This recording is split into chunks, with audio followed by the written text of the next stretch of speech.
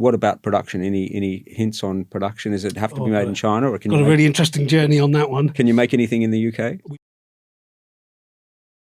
We were making in China initially because that was the easiest way to get going. But then there were quite a few massive changes with the US dollar to sterling massively depreciated, which meant it was a lot more expensive shipping from China, buying product from China because it was all in US dollars. The shipping costs were going crazy. And I just got to a point where after a couple of years, I just couldn't understand exactly what my margin was because there were too many things changing within that supply chain, from fuel surcharges, ocean freight, US dollar, renminbi. So I kind of started thinking, well, maybe we could make it in the West.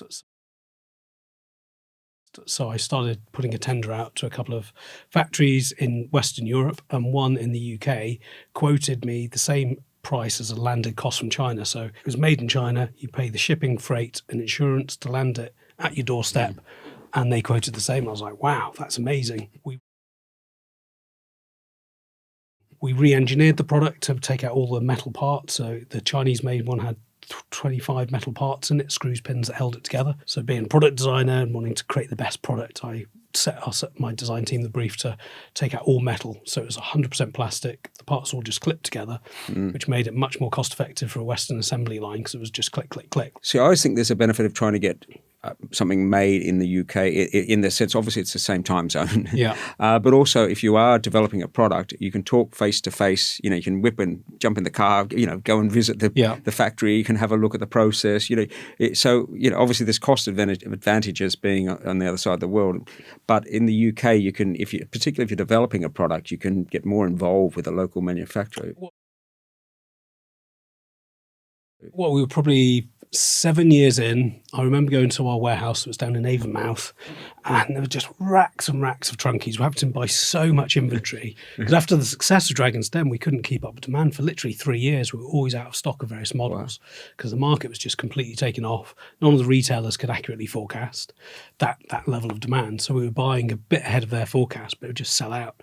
So we were constantly trying to get, and you're on 120-day lead times from placing your order with the factory to it arriving. So that's a long period. Plus ordering from China. Ordering from China had the long lag. Yeah. So I was thinking, well, we can all that cash. Like we're doing £5 million at the time turnover, and there's nothing in the bank, and I'm struggling to make the payroll because it's all just sitting in stock. So I was thinking, well, there's all that cash just sat there. If we manufactured in the UK, we can release a lot of that working capital. If we make in the UK, we've got the opportunity to re-engineer the product, make it the best ever, and take out all the metal, which is great from a child safety point of view, great from a recycling point of view, and great from being able to make it and staying ahead of anyone who's trying to copy us. And the London 2012 Olympics were coming up, and I was like, wouldn't it be great if we got the TV cameras down in this factory with Trunkies rolling off the production line with Union Jacks on the side. And then thought, well, actually, let's talk to LOCOG, the Olympic guys, and see if we can get a license. And we did. And we had Channel 4 and BBC and ITV all filming that first production run, rolling off down in Plymouth, the first Trunkies. And I thought, brilliant, done, sorted. Instead of buying myself an Aston Martin, I bought myself a very expensive set of UK tooling to be able to make Trunkies in the UK. Yeah, I achieved what I thought I wanted to. That's great. We've got a brilliant badge of honour now. More people are thinking about locally made stuff, and we were kind of right at the forefront of that kind of reshoring that was happening around the early 2010s. You learn a hell of a lot along that journey about business, I guess. Yeah.